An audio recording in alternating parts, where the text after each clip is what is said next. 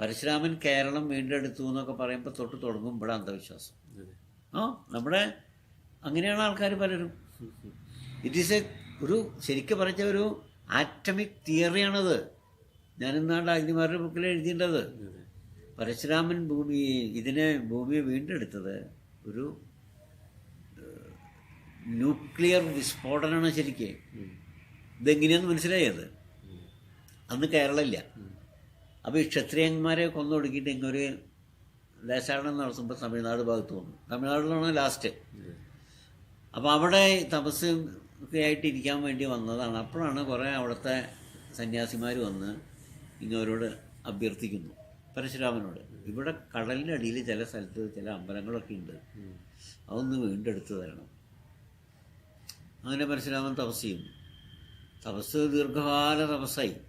അപ്പോൾ തപസ് ഊർജ്ജകണങ്ങളെ ഘനീഭവിപ്പിക്കും.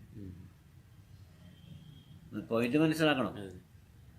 ആ ഊർജ്ജകണങ്ങളെ ഘനീഭവിച്ച് കഴിഞ്ഞപ്പോൾ അമാനുഷ ശക്തിമാനായ പരശുരാമൻ ഒരു മഴ കൊടുത്ത് അങ്ങോട്ട് വീശി അങ്ങോട്ട്. അത്